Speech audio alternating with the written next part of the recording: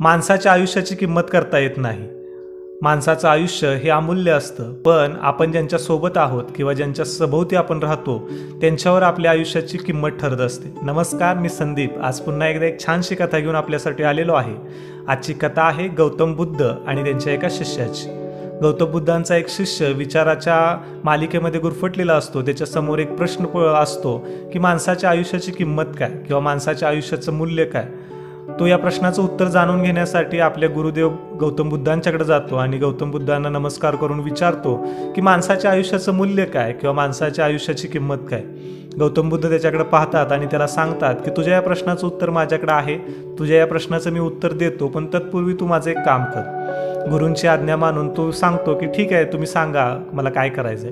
गौतम बुद्ध आपल्याकडच्या पिशवीतला एक रंगीत वस्तू काढतात आणि ती वस्तू त्या शिष्याच्या हातामध्ये देतात आणि त्याला सांगतात की तू आता इथून आश्रमातून बाहेर पड आणि तुला जे कोणी भेटेल त्या व्यक्तीला या वस्तूची किंमत विचार, या वस्तूचं मूल्य विचार. फक्त करायचं तुला इतकंच आहे की ही वस्तू कुणालाही विकत द्यायची नाही किंवा कुणालाही तू वस्तू विकायची नाही. संध्याकाळी तू वस्तू घेऊन परत ये. गुरूंची आज्ञा मानून शिष्य आश्रमातून बाहेर पडतो आणि भेटणाऱ्या व्यक्तीला त्या वस्तूचं मूल्य विचारण्यासाठी तो बाहेर जातो. बाहेर पडल्यानंतर सुरुवातीला त्याला एक भंगारवाला भेटतो की जो वेगळ्या वस्तू, जुन्या वस्तू घेत असतो.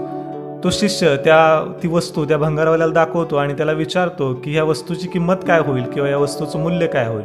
तो भंगारवाला तो दगडासारखी दिसणारी वस्तू हातामध्ये घेतो आणि पाहतो आणि म्हणतो ह्याची काय किंमत होणार आहे, हा एकतर दगड आहे, फक्त तो रंगीत आहे इतकंच आहे, याची काही किंमत होणार नाही, याला काहीही मूल्य नाही किंवा बाजारामध्ये याची किंमत शून्य आहे. तो म्हणतो ठीक आहे. ती वस्तू घेऊन तो शिष्य पुढे जातो. एका भाजी विक्रेत्याच्या जवळ जातो आणि भाजी विक्रेत्याला विचारतो की ही जी वस्तू आहे या वस्तूची किंमत काय होईल. तो भाजी विक्रेता ती वस्तू बघतो, हातामध्ये त्याचं वजन बघतो आणि तो म्हणतो की याची काय फारशी किंमत नाही आहे, पण वस्तू दगड आहे, रंगीत आहे, वजन त्याचं थोडंसं आहे, मला वजन करण्यासाठी उपयोगाला येईल आणि या बदल्यामध्ये मी तुला फार फार तर 1 किलो बटाटे किंवा 1 किलो कांदे किंवा आणखी एखादी वस्तू मी तुला देऊ शकतो. तो शिष्य म्हणतो ठीक आहे, मला हे काही विकायचं नाही आहे, मला फक्त याची किंमत जाणून घ्यायची आहे. म्हणून तो त्याच्याकडून ती वस्तू घेतो आणि पुढे जातो एका फळ विक्रेत्याकडे. फळ विक्रेत्याला ती वस्तू दाखवतो. फळ विक्रेताही ती वस्तू बघतो. रंगीत चमकणारी वस्तू बघून तो म्हणतो की ठीक आहे, ही वस्तू थोडीशी चमकदार आहे, रंगीत आहे, म्हणून या बदल्यात मी तुला 1 डझन आंबे देऊ शकतो किंवा आणखी कुठलंही फळ तुला मी 1 किलो किंवा 1 डझनभर फळ मी तुला देऊ शकतो, याच्यापेक्षा जास्त याची काही किंमत होणार नाही. तो म्हणतो ठीक आहे. असं म्हणून शिष्य तिथून पुढे जातो. त्यानंतर तो एका सोनाराच्या दुकानामध्ये जातो आणि सोनाराला ती वस्तू दाखवतो.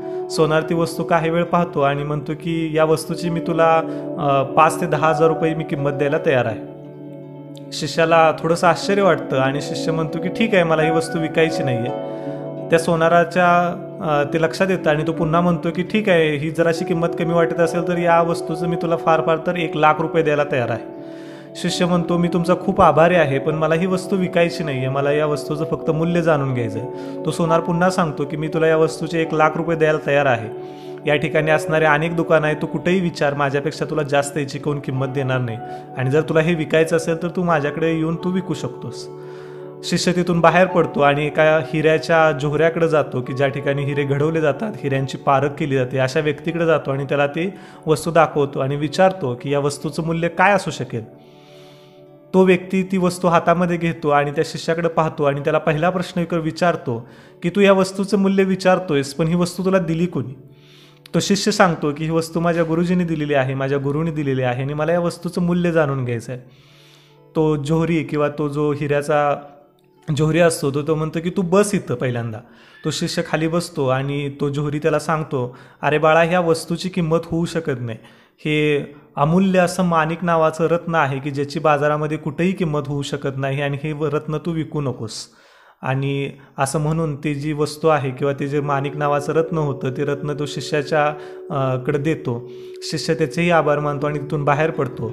अजून आता शिष्याच्या मनामध्ये खूप मोठ्या प्रश्नांचं काहूर माजलेलं असतं. दिवसभरामध्ये घडलेल्या वेगळ्या घटनांचं त्याला उलगडा होत नसतो.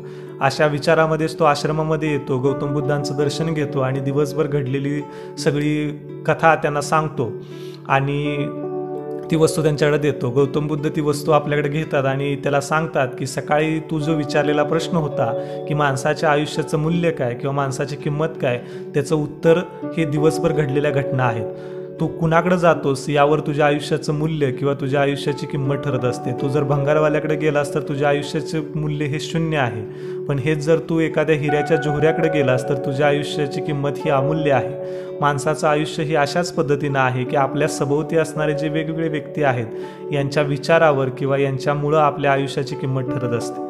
गौतम बुद्ध आणि त्यांच्या शिष्याची ही छोटीशी कथा आपल्याला सांगते की आपल्या आयुष्याची किंवा आपल्या आयुष्याचं मूल्य हे आपल्या आजूबाजूला असणाऱ्या वेगवेगळ्या व्यक्तींच्यावर ठरत असतं आणि यासाठी आपण नेहमी अशा पद्धतीच्या चांगल्या व्यक्तींच्यामध्ये राहिलो तर आपल्या आयुष्याची किंमत निश्चित वाढू शकते आणि त्याचा आपल्यालाही फायदा होऊ शकतो. ही छानशी कथा आपल्याला कशी वाटली हे मला कमेंटच्या रूपामध्ये नक्की सांगा. अशाच पद्धतीच्या वेगळ्या कथा ऐकण्यासाठी माझ्या चॅनलला सबस्क्राईब करा. धन्यवाद.